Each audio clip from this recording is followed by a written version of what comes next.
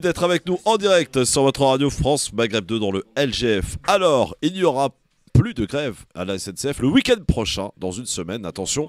L'ensemble des syndicats, pardonnez-moi, a accepté les propositions formulées par la direction de l'entreprise. Hier soir, les 4 syndicats représentatifs, dont ceux qui avaient été déposés les préavis de grève pour les contrôleurs, ont accepté les propositions faites hier soir pour la SNCF et ils lèvent donc tous les préavis de grève qui menaçaient le week-end du Nouvel An. Selon les informations de médias, eh bien, sachez que les syndicats d'abord consulté le collectif de contrôleurs qui faisait grève, qui leur a bien donné son aval.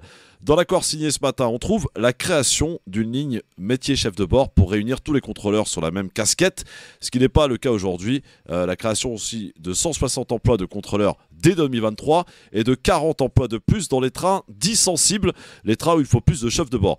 Dernier point enfin, une revalorisation de la prime spécifique pour les contrôleurs qui passe de 600 à 720 €. Cet accord ouvre donc la voie à un retour à la normale dans les prochains jours. En revanche, ça ne change rien pour ce week-end de Noël. 1 millier de chefs de bord font grève et 2 trains sur 5 sont supprimés.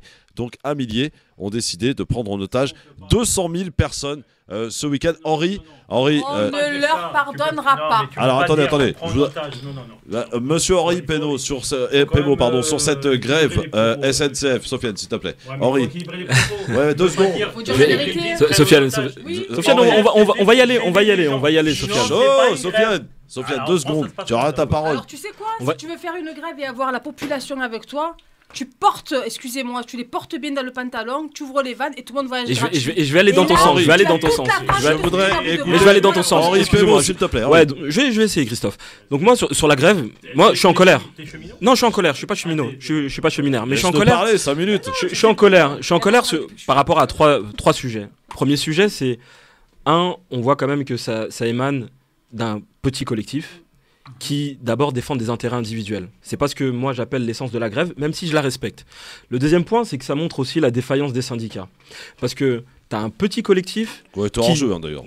Qui était hors jeu. Et donc ça démontre toute la défaillance des syndicats. Et je pense que c'est aussi ça le gros problème depuis presque une décennie, voire un petit peu plus. Et le troisième point, c'est la période. Bien évidemment qu'une grève, ça doit faire mal. Mais est-ce qu'on a besoin de faire mal à des personnes, à des familles, parfois des personnes âgées, parfois des enfants qui n'ont pas vu parfois depuis 2 ans, avec ce qu'on a vécu avec le Covid, de leur faire perdre ces bons moments qui sont des moments qu'on attend pour beaucoup depuis des années. Les familles monoparentales. Exactement. Enfin, moi, je suis tout à fait d'accord. Vraiment, je suis tout à fait d'accord. En fait... Moi, je veux venir au fait qu'à un moment donné, effectivement, ça me casse les bonbons, cette grève. Et c'est parti, effectivement, vu que c'est un petit collectif qui a créé, effectivement, sur Facebook son groupe, effectivement, il y a ce côté individualiste. Mais il y a une réalité. Ce petit groupe qui s'est créé, c'est qu'à un moment donné, c'est divisé pour mieux régner. Alors peut-être que vous me ferez le procès d'être trop de gauche, trop, vas-y, no pasaran, mais à un moment donné, il y a une réalité qui... On ne serait pas arrivé dans cette situation, tu le disais tout à l'heure, Kautar. C'est-à-dire que si à un moment donné, voilà, on fait les choses correctement, on les soutient. Moi, je les soutiens pas. Pour ce moment, je soutiens le côté, tout simplement, je défends la grève. Là où je veux en venir, c'est... Non, mais justement, là où je veux en venir, non, je vais pas défendre toutes les grèves. Là où je veux en venir, juste un instant. Là où je veux en venir, c'est qu'à un moment donné, là, on a un groupe qui s'est divisé du syndicat, qui à un moment donné aurait sans doute fait les choses correctement, à mon sens, en ne faisant pas grève pendant ces fêtes de Noël, mais ça remonte à beaucoup plus loin. C'est-à-dire qu'aujourd'hui, la population, elle est complètement divisée. C'est qu'on va plus soutenir les grèves. Et regardez bien, les gens ne manifestent plus dans les rues. Il y a des petits groupes, etc. Pourquoi ? Parce qu'à un moment donné, les gens, à un moment donné, c'est dans l'individualisme aujourd'hui. Non. Parce que les grèves, et tu parles à une femme, excuse-moi, tu parles à une femme qui a fait toutes les grèves qui puissent exister et qui en a initié beaucoup à Marseille, qui a du SO, tout ce que tu veux, mon fils sur les épaules. D'abord, les grèves, c'est pareil. La lutte, c'est la lutte. Quand tu dis no pasaran, justement, quand tu es du côté du peuple, tu ouvres les vannes et on monte gratuit. Tu prends pas le peuple en otage. Tu éclates pas les familles. Il y a des pères qui sont hyper en colère, qui voient leurs enfants 2-3 par an. Et là, c'est là. Fais grève pendant la période du ski, on s'en fout. Les riches ils vont pas au ski, on s'en fout. Mais là c'est tout le monde, toute la France. Donc moi j'ai manifesté pour les médecins parce que je suis consciente que de l'état de l'hôpital dépend de nos vies. Pour les enseignants parce que c'est l'éducation de nos enfants, c'est l'avenir. Pour tout, je manifeste, je me prends la tête. D'abord les grèves, aujourd'hui les manifestations ne servent plus à rien. On n'a plus un moyen de pression. Deuxièmement, elles sont hyper violentes. Moi je prends plus mon fils en manif alors qu'il en a fait plus que certains pour perdre son œil, effectivement. Non, son œil ou ce que tu veux. Enfin, c'est hyper bien. Tu te fais gazer avec ton fils sur les épaules il y a 4 ans. Excuse-moi.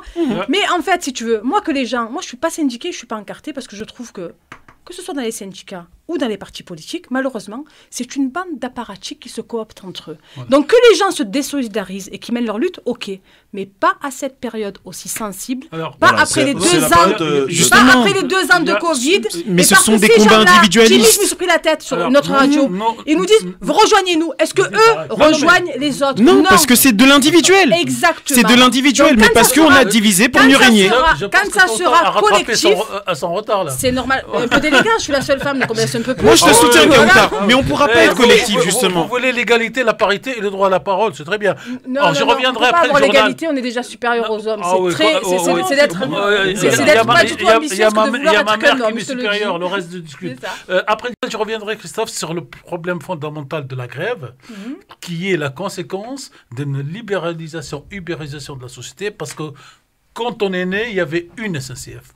Aujourd'hui, il n'y a pas une SNCF. Il y en a plusieurs. Non, mais attendez, excusez-moi. Alors, il y a la SNCF j'allais dire, qui conduit les trains. Il y a la SNCF qui s'occupe des voies et de rattrapage. Maintenant, il y a un autre corps qui est donc les contrôleurs. Et tout ça, vous avez... Moi, j'attire l'attention des auditeurs. En fait, vous ne pouvez pas, et c'est la politique de diviser pour mieux régner, reprocher à ces grévistes dont je conteste l'action aujourd'hui, la conséquence de l'action politique qui les a divisés et qui leur a donné le pouvoir. Et comme ils ont compris, eux, que c'est la façon gilet jaune qui marche dans ce pays, ça perturbe, et puis après tout le monde oublie, voilà la situation. La grève existait bien avant les gilets jaunes, mon cher Tarek. Non, bien sûr. Non, la grève, permettez-moi de vous interrompre, Tarek. Non, il n'y a pas de journal, vous savez très bien qu'il n'y a pas de journal à ce temps-ci. Juste, et on nous signale apparemment des heurts qui est en train de survenir en ce moment même dans le quartier où est survenue la fusillade ce matin, des heurts entre gens de la communauté kurde et d'autres personnes, donc apparemment des heurts qui sont survenus là à l'instant où on parle. La situation est très compliquée, donc évitez le secteur, visiblement. Voilà. Et donc, si la grève est de droit constitutionnel qu'il faut respecter. Bien sûr. Bon, la grève a été plus ou moins, j'allais dire, modifiée avec le service minimum imposé par le président Sarko. Sauf que, quand vous avez une foultitude d'interlocuteurs, il suffit que tous les syndicats soient d'accord pour ne pas faire grève, et qu'un petit comité vienne perturber parce qu'il n'y a pas les contrôleurs ou il n'y a pas la police maintenant de ces trains. Donc, le problème fondamental que nous avons, moi j'ai été la semaine dernière, bon c'est pas un secret puisque c'est professionnel, à Lyon. J'achète mon ticket, je monte, le train est un train italien. Oui. Non mais, alors attendez, donc la libéralisation, dans ce train italien, on m'a expliqué que pendant les grèves, pendant les fêtes, il n'y a pas de grève. Et donc, si je veux aller à Lyon aujourd'hui et demain, si je trouve une place dans le train italien, oui, parce qu'en Italie, non, mais regardez, il y a deux lignes. Excusez-moi, mais je pense que là, on n'y est pas. Non, parce que vraiment, on n'y est pas. C'est le droit français qui s'applique. Si tu avais divisé et que tu avais payé les gens, il n'y aurait pas de grève. Le problème, c'est qu'on les paye plus. Moi, ce qui me gêne dans... Oui, Sofiane, qu'est-ce qui te gêne? Vas-y. Alors, moi, la grève, on sent que t'as envie, là, vas-y. Parce que la grève, il faut bien que ça dérange dans ce pays. Il faut déranger les gens pour que... La preuve, ils ont obtenu tout ce qu'ils avaient demandé avant qu'on leur a dit non. Donc, c'est que ça a marché. Par contre, là où c'est gênant, c'est que c'est un collectif anonyme. C'est-à-dire on ne sait pas qui est derrière, on ne sait pas quelles sont les motivations, parce que quand on a un syndicaliste ou un politicien, s'il est de droite, de gauche, etc., on sait plus ou moins dans quelle tendance, on sait plus ou moins dans quel sens le vent va souffler.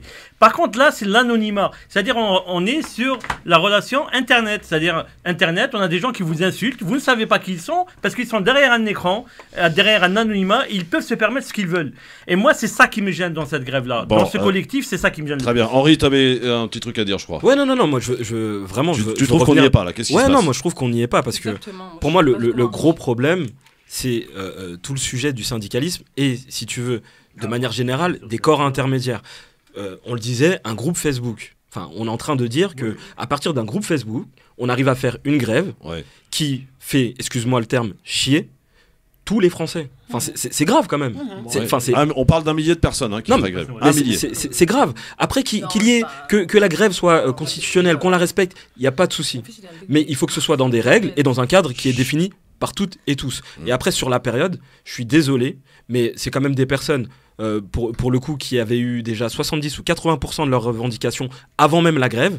Les 20%, est-ce que ça nécessitait de faire une grève pendant la période des fins d'année? J'en suis pas sûr. Mais on est tous d'accord là-dessus, tu vois. On est tous d'accord là-dessus. C'est-à-dire que 20%. À un moment donné, c'est ce côté où ce moment de fin d'année, on le sait tous. C'est celui qui nous rassure et c'est celui qui fait qu'on est en famille et c'est celui qu'on va bien. Là où je veux juste terminer, c'est que il y a ce côté où, quoi qu'il arrive, aujourd'hui, chacun va prêcher pour sa propre paroisse. Cette gilet jaunisation, ce côté machin, il fait qu'à un moment donné, n'importe qui aujourd'hui va venir, et c'est ça où on va arriver de plus en plus, va arriver et va dire « Ouais, mais moi, mon droit, il n'est pas respecté, je vais niquer tout le monde. » Et c'est ça le problème. Et ce truc-là, il découle, moi je persiste et signe, d'une division, parce que si tu remontes au syndicalisme allemand, celui qui a influencé toute l'Europe, celui de 1880, etc., marxisme, etc., c'est-à-dire qu'à un moment donné, c'était des groupes. Et au moment où ces groupes-là, ils étaient en train de dire « Bah non, on va pas à la Première Guerre mondiale », il y a un autre groupe politique qui a dit « Bah si, on y va ». Et justement, ce sont les ouvriers qui y sont allés. Et là, on est en train de revenir là-dessus. L'individuel prend le pas sur le collectif, malheureusement. Kauter, j'ai une question à poser. Aujourd'hui, on dit que effectivement les syndicats ont trouvé un accord. Ok, on a signé un accord cette nuit ou ce matin. Bref, on s'en fout. On nous dit que c'est pour sauver le week-end du 31. D'accord, on veut bien. En prenant en compte qu'aujourd'hui, ça soit une journée où on remet tout à la normale, parce que vous savez, quand il y a une grève, évidemment, il faut remettre les choses un petit peu en marche, etc. Pourquoi ils maintiennent cette grève de samedi, dimanche? Ils auraient fait plaisir à tout le monde en disant ça y est, on a trouvé un accord, on se remet au travail. Demain, il y a des trains. C'est pas ceux qui ont fait la grève. Tu peux pas reprendre. Si tu peux. Non, mais tu appuies pas sur un bouton, les gens. Je te dis qu'avec une journée, on remet les trains en marche. Kauter, c'est possible ou pas? Alors, non, c'est pas possible pour des questions de sécurité, je t'ai dit, parce que j'ai l'habitude des grèves, je les fais plus aujourd'hui, mais j'ai l'habitude.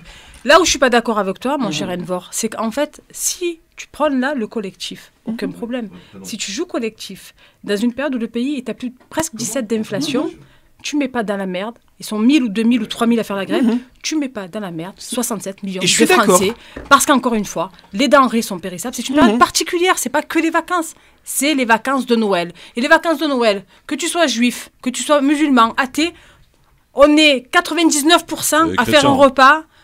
Bien sûr, je précise pas les chrétiens parce que c'est... Non, je veux dire que même quand tu n'es pas chrétien, je vais le faire dans ce sens-là, c'est devenu non pas religieux, mais une tradition où tout le monde se rassemble avec ses voisins, avec... moi, je faisais Noël avec les SDF, etc. C'est où tu te rassembles, en fait. Mais c'est là où on est tous d'accord, en fait. On parle de la même chose. Et en plus, là, quand tu vois le tarif de la nourriture spécifique de Noël aujourd'hui, quand tu sais que les gens ont fait des courses... Les mettre dans cette situation, c'est pas respectueux du collectif que tu prends. Non, mais justement, et c'est pour ça on dit la même chose. Malheureusement, le diviser pour mieux a créé l'individualisme. Et l'individualisme qui en a rien à cirer fait qu'à un moment donné, le collectif a disparu. C'est pour ça que moi, je ne soutiens que les grèves qui jouent collectif. Sauf que les collectifs, là, ils sont 3005. On ne peut pas dire que ce n'est pas des collectifs. C'est un collectif qui s'est organisé. Non, mais c'est un collectif qui représente une minorité, ne serait-ce qu'à la SNCF. Je vais vous expliquer quand même quelque chose, chers messieurs et mesdames. J'aime pas quand on dit je vais vous expliquer quelque chose. Ouais, c'est bizarre. Je vais faire mon enseignant. On n'y a pas d'enseignants ici. Vous êtes tous à égalité. Vous ferez remarquer que toutes les révolutions ont commencé par des minorités. C'est comme ça qu'on a fait les révolutions, d'accord ? Parce qu'au départ, la majorité était silencieuse. D'accord ? D'ailleurs, le terme majorité silencieuse existe toujours. Pourquoi ? Parce que c'est les minorités qui mènent d'abord les combats et ensuite, si ils arrivent à convaincre, ils sont rejoints par la majorité. C'est comme ça que ça se passe. On n'a jamais vu tout un peuple se soulever comme ça. La génération révolutionnaire spontanée n'existe pas. Ça, c'est le premier point. Le deuxième point, ce qui est dérangeant aujourd'hui, alors là on parlait de fêtes, etc. Donc il y a ce qu'on appelle la trêve des confiseurs, d'accord? C'est une sorte de chose qui est induite psychologiquement dans le subconscient collectif. C'est-à-dire que la fin des périodes de fin d'année, tout le monde devrait se retrouver son calme, etc., éviter les débordements. Sauf qu'aujourd'hui, on est dans une période de guerre. Parce qu'on oublie qu'il y a une guerre qui est aux portes de l'Europe. Ouais, ne ramène pas la guerre là-dedans. Non, mais attendez. Mais si vous me laissez aller jusqu'au bout, vous allez comprendre mon raisonnement. Et il est en train de vous expliquer. Voilà, merci, Chertin.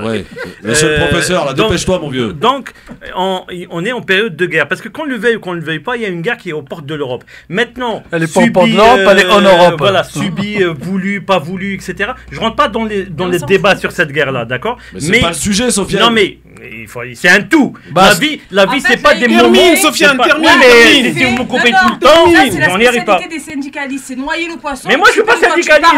Non, mais justement, termine. La guerre en Europe, la guerre, on s'en fout. On ne peut pas s'en foutre parce que cette guerre-là, elle induit beaucoup de choses derrière. Non, mais si, parce que il y a des trains qui vont à Kiev. Pourquoi les gens font grève? Parce qu'ils disent qu'ils n'arrivent pas à faire la fin de mois, parce qu'ils ont besoin d'un pouvoir d'achat, parce qu'il y a des gens qui gagnent 3000 balles par mois, t'es sérieux là? Professeur, on peut prendre la suite? Ouais, excuse-moi, professeur, je ne laissez pas terminer, donc vous ne pouvez pas m'appeler professeur. Christophe nous a donné. Je termine. Christophe nous a envoyé tout à l'heure. Christophe nous a envoyé tout à l'heure une information qu'en 24 Noël, les derniers, en 24 ans, il y a eu 18 Noël en grève. C'est ça.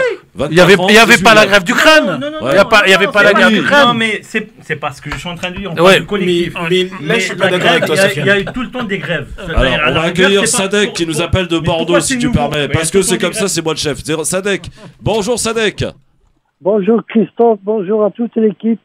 Et ça fait plaisir d'entendre toute l'équipe là dans le débat. J'ai un petit avis à donner, je m'en excuse à l'avance. Non, ne vous excusez pas, donnez-le. Bien au contraire. Écoutez, on vous écoute, Sadek. Voilà. Alors, au sujet d'abord des grèves. Bon, je vais aller droit au but. Comment se fait-il qu'à chaque fois qu'il y a la Noël, le jour de l'an, allez, on descend à la rue, c'est la grève, et à chaque fois quand il y a la reprise de l'école et des machins, c'est la grève. Pourquoi choisir ça? Pourquoi punir le citoyen? Ça, c'est d'une. De deux, on est attaqué par des cyber internet là pour nos hôpitaux, nos machins et tout ça là. Il y a quelque chose qui est derrière dans tout ça. Voilà. Alors demain, Christophe, il aura mal à la dent, il descendra dans la rue et puis en avant. Ah, Inch'Allah. Et il vient faire l'émission et après il va descendre à la rue. Il y en a, ça suffit. Ça suffit. On est pour le droit de la grève, on est pour le machin, ça c'est incontestable, mais pour arriver, chaque année, c'est tout le temps comme ça, rebelote, il y a la marque. Excuse-moi Christophe, juste pour aller dans son sens. Parce que merci Sadek de Bordeaux. Moi je suis tout à fait d'accord avec Sadek. Enfin, imaginez-vous si tous les corps de métier, font exactement la même chose. C'est-à-dire que vous avez une petite poignée qui n'est pas dans un intérêt général, mais dans une somme d'intérêts individuels, qui décide, sans passer par des syndicats, donc sans cadre précis fourni, de faire la grève. Mais où on est? En fait, on est dans la révolution. Non, ouais, mais là, on parle pas de révolution de 1789. Ça s'appelle la grève générale. Voilà. Ouais, mais des grèves générales, il y en a eu. Des grèves partagées entre différents corps de métier, il y en a eu. Des grèves qui ont été partagées par différents même corps de métier de la SNCF, il y en a eu. Mais même cette grève est impopulaire au sein de la SNCF. Il faut se poser la question à un moment. Alors, oui, c'est vrai. Si je peux dire un truc, c'est qu'aujourd'hui, un dernier mot là-dessus. Je considère qu'il devrait y avoir une grève générale. Bien sûr. Voilà. Parce qu'aujourd'hui, on a un problème. Je retrouve ma Kauter. On a un problème. Non, mais Kauter, elle est juste, elle est impartiale. Exactement. C'est qu'à un moment donné, moi, je suis pour le collectif. Je joue collectif, tu vois. C'est pas pour ma gueule ou pour sa gueule. Collectif. Excuse-moi, mais les conditions de travail, peu importe des catégories de la SNCF, viens travailler avec une femme de ménage, c'est un métier que j'ai fait, va travailler avec les plongeurs, va travailler avec les mecs sur les chantiers. Là, il pleut, ils sont sur les chantiers. Il fait 40 degrés, 45 degrés, ils sont sur les chantiers. Donc c'est pas les pires. Après qu'ils se battent pour maintenir leur privilège, ok, mais il y a un timing. Donc voilà, c'est toujours le problème. Voilà, c'est le problème de timing. Donc tu vois, la grève générale, je suis ok. On paralyse le pays parce que le plus gros problème, pourquoi on en est là, c'est que depuis 30 ans et personne n'en parle, les salaires ne sont plus indexés sur l'inflation. Et donc tant que la vie sera de plus en plus chère et que les salaires ne suivront pas, il y aura des décalages, il y aura des mécontents, et les plus mécontents sont des gens qui bossent dans le privé et qui n'ont pas les moyens de faire cette grève. Ouais. Et je vais juste contredire Sofiane, justement, et c'est là où je suis d'accord avec Kautar. C'est-à-dire qu'à un moment donné, tout à l'heure, tu parlais de minorité. Et c'est pour ça que je te dis, à un moment donné, moi, cette grève me les casse, mais à un moment donné, le fait qu'ils utilisent un moment cette grève-là maintenant, voilà, c'est le principe de la grève. Mais à un moment donné, quand toi tu parles de minorité, parce que ouais, les révolutions parties d'une minorité, ils étaient où? Je sais pas c'est quoi leur vote, mais ils étaient où quand Philippe Poutou et le NPA, qui sont une minorité, mais qui représentent encore plus de choses. Non, c'est pas de la politique, c'est ils étaient où pour justement soutenir, bah voilà, on va dans la rue tous ensemble et on va défendre les droits de tout le monde. C'est-à-dire qu'à un moment donné, non, c'est pas convaincre. C'est-à-dire qu'à un moment donné, tu peux pas parler d'un tu peux pas parler d'un groupe de 3000. C'est ça, tu peux pas parler d'un petit groupe de 3000 qui à un moment donné 3005 qui à un moment donné sont légitimes. Parce que là, on a dit, ouais, voilà, il y a un accord. Mais il y a un accord de syndicats. Les 3500, est-ce qu'ils sont d'accord avec cet accord-là? Direction le standard. 01 40 33 9000. Bonsoir. Qui es-tu? Ton prénom, pardon, je l'ai oublié. Les garçons. J'ai oublié ton prénom. C'est Mehdi à l'appareil. Mehdi, bonsoir Mehdi. Comment vas-tu, mon Mehdi? On t'écoute. Ah, et toi? Oui, on t'écoute. On appelle ça le hagra chez nous. Exactement, Mehdi. On appelle ça le hagra. Au dernier moment, ils viennent faire les grèves pendant les fêtes comme ça. Ça se fait pas, franchement. C'est comme si demain on demande aux infirmières, dernière minute, elle vient, elle débranche le truc, elle dit non, ça y est, j'ai décidé de grève. Elle débranche le mec sur le lit d'hôpital. C'est quoi ces conneries là? Qu'est-ce que c'est que ça là? C'est quoi ça? C'est n'importe quoi, franchement. C'est une aberration totale. À chaque fête, chaque départ de grandes vacances, ou à chaque fois qu'il y a un truc où les gens doivent se déplacer comme ça, comme depuis que je suis né, hein, c'est comme ça en France. Hein. C'est comme ça. À chaque fois, ils sont là, ils viennent, ils font le hagra aux gens et ils laissent les gens dans la merde. Et c'est les gens qui galèrent toute l'année. Hein. C'est pas les gens qui ont du fric et qui sont bien et qui ont ce qu'il faut pour se déplacer. Voter. Oui, avant que ça a coupé. Quoi voter? C'est pas qu'une question de vote. Non, c'est pas qu'une question de vote, mais à un moment donné, ça a à voir. Mais ça a à voir. Ça a à voir. Moi, je veux juste parler. Savoir. Ouais, je vais te donner le rapport. Oui, je vais te donner le rapport. Non, je vais te donner juste un rapport. Depuis tout à l'heure, je parle des syndicats parce que justement, moi, je pense que les corps intermédiaires, c'est super important pour défendre entre la base et ce qui est en haut. Obligatoire. Parce que sinon, il n'y a aucun cadre. Lors des élections professionnelles, il y a quelques semaines, quelques mois, on n'a jamais eu autant d'abstention. Ça veut dire que l'individualisme est tellement important, mais bien sûr, et on le voit, mais on le voit aussi, dans les élections politiques. Par des syndicats, les gens se cooptent entre eux, ils prennent leurs avantages, ils n'écoutent plus la base salariale. Mais en politique, c'est la même chose. Exactement. Mais en politique, c'est la même chose. On a eu un mec qui était mon député, que nous on appelle Fantomas à Marseille. Vous le connaissez tous. Mélenchon. Mais non. On l'a jamais vu. Excusez-moi. NUPES là. D'abord, Mélenchon, c'est pas la NUPES. Arrêtez de le prendre pour Dieu. C'est juste un homme. C'est juste un gros apparatchik qui s'est construit, qui s'est enrichi sur le dos du peuple. Il a pas travaillé. Il a très peu travaillé comme toi et moi. Ceci étant dit, drame sur drame depuis 2008. Il a été élu en 2007. On l'a accueilli en prince. C'était le roi sur le Vieux-Port, etc. Drame de la rue d'Aubagne, 8 morts. Fantomas, il n'était pas là. Si j'existe aujourd'hui, je suis médiatisée, c'est parce qu'il n'a pas fait son travail. Lui et les gens qui avaient autour de lui. Et y compris le pseudo-mouvement citoyen de merde, là, de Payan, là, je ne sais pas comment il s'appelle, là, j'ai oublié son nom, où c'est que des oligarques encore en col blanc qui se sont déguisés en citoyens investis, qui ont récupéré notre travail. Madame Zineb Redouane, elle est morte. Ouais. 3 semaines, son corps, il est resté à la morgue. Je me suis battue, bras de fer avec la préfecture. Et c'est Saïd Hamada. C'est pas mon ami, la vérité, c'est un député de la République En Marche, mais il n'y a que lui qui m'a aidé à me battre pour récupérer ce corps et l'envoyer à sa mère. Et après, il vient me parader sur les plateaux de oui, Madame Redouane, les violences policières. Tais-toi, ta gueule. Là, pendant les élections, Bompard et compagnie sont tous venus à la rue d'Aubagne. Oui, on va faire une loi les grandes gueules, sur... les grosses gueules et les petites gueules. J'ai une grande gueule, je suis faite comme ça, je vais pas faire la sage chez vous. C'est comme ça, c'est dans le mode d'emploi de départ. Ceci étant dit, ils sont venus le jour de la fête des mères à la rue d'Aubagne, sans honte et sans vergogne, tous les candidats de votre NUPES de pourri. Ah, excuse-moi, j'ai dit de votre, je ne vous vois pas. J'ai tous les militants. Ou de LFI. toutes ces merdes, excusez-moi, tous. Et là, c'est moi qui le dis et j'assume. De Bompard, quand j'ai pris la parole, il s'est cagué dessus, il est parti. Toi, tu vas être député de Marseille, tu as été député de Marseille, avec un taux d'abstention de 88%. Elle est où sa légitimité? On voit que lui sur tous les plateaux télé. Excuse-moi, oui, nous allons faire une loi contre le logement indigne. La loi existe, elle n'est pas appliquée, donc bats-toi déjà pour faire appliquer la loi.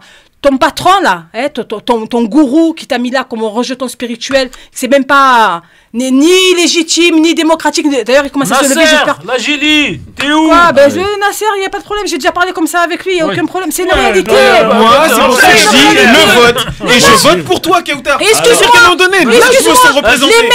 les mecs, non, mais c'est normal. Mais je me suis présenté à 3 semaines des élections, boycotté par toute la presse, même pas, j'ai eu un article, ils font des débats sur le logement indigne, ils savent même pas la définition de indigne, péril, structurel, ils ont pas la définition. Les gens, ils ont dit, mais comment? Vous invitez pas Kauter Ben Mohamed? Voilà. Et au final, ils ont fait ça, oui, votez pour nous. Ils ont fait de la rue d'Aubagne et des 8 morts, c'est d'une indécence absolue. Ils ont fait ça un argument de vote. Et excuse-moi, je termine mon propos. Et en fait, ces gens, ils ont fait ça d'un argument électoral et ils sont élus depuis bientôt 1 an et ils ont fait quoi pour le logement indigne? Wellou. Et c'est pour ces raisons, mon cher, que les gens ne votent plus ni pour les syndicats, ni pour les partis politiques. Parce qu'il y a des promesses et après Wellou. Non mais là c'est attendez, c'est le journaliste qui a quelques années de vol qui va vous répondre. Excuse-moi, les années ne font pas la qualité. Non, mais il faut aussi. Non, il faut aussi. Mais il faut arrêter de croire que les vieux ils sont plus intelligents. Excusez-moi. Vous êtes sur radio, vous êtes sur France Maghreb 2. Vous n'êtes pas sur telle ou telle radio. Et les auditeurs ont l'habitude de ce discours. On leur dit assez que la politique politicienne fait tout ça. Et donc quand on écoute ce discours sur France Maghreb 2, ce discours pour nous, c'est un excusez-moi l'expression, c'est un discours ukulé. Nous le vendons. Nous sommes la radio qui diffuse pendant 3 mois. Allez voir, comment on appelle ça, là, notre phrase, cher Christophe, donc de Kabl Meksayat, exister politiquement. Il se trouve qu'à Marseille, comme dans le 93, comme dans toute la France, les gens, parce qu'ils sont déçus, n'adhèrent pas au syndicat, parce qu'ils sont déçus, ils ne participent pas, ils ne votent pas. Par contre, vous êtes déçus parce que c'est la pub. Là. Oui, non, je ne suis pas déçu par la pub. Je ne suis pas déçu par la pub. Donc... En 5 secondes. Et qu'il n'y a que 5% ou 10% des gens qui votent. Et après, ceux qui n'ont pas voté viennent donner des leçons à ceux qui ont voté. Ils viennent dire ce qu'ils pensent. Oui, mais ils ne pensent pas. Ils ne pensent pas. Ils ne pensent pas. Parce que on en reparle dans un instant. S'ils pensaient, ils iraient voter. Parce qu'on restait dans un café et parler. 01 40 33 9000, à tout de suite sur France Maghreb. Merci d'être avec nous en direct sur votre radio France Maghreb 2 avec Enver de Santos, avec Henri Pémo, avec Sofiane Garbaoui, avec Kauter Ben Mohamed, Tarek Mami, évidemment sur France Maghreb 2 dans le LGF. Tarek, oui. Je reprends là où j'étais dans mon échange avec Kauter. Kauter, une question sur Marseille. Oui. Vous avez les élus du Front National sont systématiquement aujourd'hui élus dans les quartiers nord. Dans la population est majoritairement dite de la diversité. Ils sont élus partout, mais... Non, mais surtout là. Alors, quand vous avez les électeurs qui, à vue d'œil, sont majoritairement issus de la diversité, et pour faire simple, sur France Maghreb 2, on a l'habitude de dire le mot, les Noirs et les Arabes, et que les Noirs et les Arabes ne votent pas, et que les quelques supporters des Front National font élire... Non, mais excusez-moi. Est-ce que c'est acceptable sur le plan, j'allais dire politique, qu'un quartier où la majorité n'a pas les idées Front National se retrouve avec des députés et avec des représentants dans vos mairies Front National? C'est la question qui m'interroge. Oui, moi, d'abord, je vais répondre d'abord à ce que tu as dit tout à l'heure. Ici, on est sur France Maghreb. Tu as invité une femme qui n'est pas bridable. Je suis désolée. Non, mais je vous bride pas. Toujours non. Ce que j'ai à dire partout. Ceci étant dit, je vais répondre. Attendez. Non, mais je vais répondre à cette question. Si on devait brider... Non, mais excusez-moi. Si on devait brider, vous ne seriez pas avec nous. Donc nous, tous ceux qui viennent sont libres de leurs opinions. Oui, mais tout à l'heure, tu as dit... Non, mais je rappelle que sur France Maghreb 2, c'est un discours que nous donnons depuis la création de la radio. Donc c'est pas une nouveauté. J'ai le même discours en fait, parce que c'est pas un discours, c'est vraiment ce que je pense. Ceci étant dit, sur ta question sur les quartiers nord, bien sûr que c'est acceptable parce que c'est... Excuse-moi, moi je suis une démocrate. Les gens, ils votent. Les gens ne votent pas.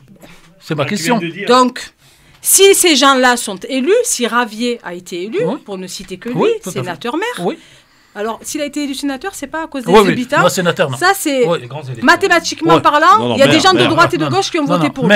Ceci étant dit, il a été élu maire. Moi, je peux que le respecter. C'est le suffrage des urnes. Les gens qui ont voté se sont exprimés. Par contre, je considère, tu sais, moi je viens du monde associatif. Quand tu fais une assemblée générale, il faut qu'il y ait le quorum qui soit atteint, à savoir 50% de tes membres, plus 1. C'est-à-dire tu as 100 personnes, il faut 51 personnes, tu en as 49, il n'y a pas. Il y a 50, il n'y a pas. Mais je considère que si les gens ne vont pas voter, toi tu dis ils sont déçus, c'est même pas une question de... Moi je parle pour Marseille en tout cas, c'est un territoire que je connais très bien. C'est quand tu es méprisé par ceux qui sont censés te représenter, quand tu n'es pas reçu, quand tu... Et je vais aller plus loin. Moi, je suis persuadée, parce que c'est mathématique à un moment donné la politique, qu'il y a aussi des gens qui s'appellent Salwa et Mohamed qui ont voté pour Ravier. Non, mais ça c'est autre chose. Non. C'est pas ma question, comme dit le général. Oui, mais moi je te dis pourquoi il a été élu. S'il a été élu. Moi, ma question, pourquoi les gens ne votent pas alors qu'ils savent. Non, tu m'as dit pourquoi les gens. Est-ce que c'est acceptable qu'un mec comme ça ait été élu? C'est acceptable dans la mesure où monsieur Ravier, dans son bureau, et pour le coup, c'est le seul à qui je dis monsieur, il reçoit tout le monde. Il reçoit Bouana, il reçoit Khadija, et monsieur Boyer. Monsieur Ravier, il a étudié. Il y a des Arabes qui n'ont jamais eu d'appartement avec le PS, parce que je rappelle que c'était un secteur qui était tenu par le PS depuis que je suis né, depuis 1977. Non. C'est bien, il faut remplacer un Laissons-la finir. Je peux pas finir. Laissons-la finir. Parlez, les gars. Kautar, vas-y, Kautar. Je l'ai pas coupé. Allez-y. Donc, Marseille. Je l'ai dit en off, excusez-nous, parce qu'on a représenté un peu mouvement. Il s'appelle William M, monsieur 69 ans. Ah, William M, son prénom, donc on parle de. Donc si je peux terminer, en fait, non mais ça c'est la dépêche. Donc on va reprendre. Donc Marseille est une ville qui est gérée de manière clientéliste, pour ne pas dire mafieuse, depuis Gaston Defferre, c'est-à-dire 50 ans. Tout parti confondu et toute collectivité confondue. C'est-à-dire, je vais aller rapidement, je prends un schéma qui est très peu valorisant, tu me portes mes affiches, tu colles mes affiches, tu rabats des électeurs, tu auras un poste d'éboueur ou de tata dans une école. Il a juste remplacé le socialiste. Il a juste remplacé le socialisme. Par contre, le socialisme ne reçoit le socialiste ne reçoit que ses couleurs d'affiches. Le FN a reçu tout le monde. C'est ça la différence. Votons Front National. Non, c'est pas ça que je dis. Non, c'est pas ça. Non, c'est pas ça que je dis. Parce que quand il est parti sénateur, il a laissé à sa nièce le mandat. Donc ils se cooptent tous entre eux, encore une fois. À sa nièce. Parce que tu peux pas être maire et sénateur. Donc c'est sa nièce qui a pris le relais à la mairie de secteur. Je voudrais qu'on accueille Samir avant que nous changions de sujet. Samir, bonjour. Oui, bonjour Christophe. Bonjour Samir. Bonjour. Tu nous appelles d'où, Samir? De Paris. De Paris. On t'écoute, mon Samir. Ok, c'est juste par rapport à la grève et 2 points aussi. Donc du coup la grève, c'est facile de dire pourquoi ils font la grève. Il faut être à la place des autres. Je défends pas je travaille pas à la CNCF, mais il y a eu un préavis de grève. Ça fait presque une année. Donc les gens, il faut se poser la question pourquoi ceux qui ont il faut se poser la question, ça veut dire les responsables, pourquoi ils n'ont pas ils n'ont pas reçu ceux qui avaient l'intention de faire la grève, c'est ça le problème. Oui, tu veux dire, Samir, et je comprends ce que tu veux nous dire, c'est-à-dire que on attend le dernier moment pour aller discuter, recevoir ceux qui décident de faire grève. D'ailleurs, opportuniste à toute épreuve quand on entend le président Macron qui vient se mêler de cela et les ministres qui crient leur colère, etc. Je veux dire, comme le dit Samir, c'est pas d'aujourd'hui ni d'hier qu'on sait qu'il y aura grève à Noël. C'est un préavis qui a été déposé il y a bien longtemps. Ça, c'est vrai. Non, mais Christophe, le problème. Moi, je te dis, excusez-moi, je finis juste 2-3 minutes si vous le permettez. Après, donc c'est comme si je vous dis, vous n'êtes pas capable de faire ça, vous voyez, alors que le minimum, c'est la discussion, quoi. Quand il n'y a pas de discussion, que le rideau il est fermé, là, il y a un problème. Après, pour le reste, voilà, il faut pousser le bouchon trop loin pour que les gens vous entendent, vous voyez. Bon, c'est un point de vue en tout cas. Merci beaucoup, Samir.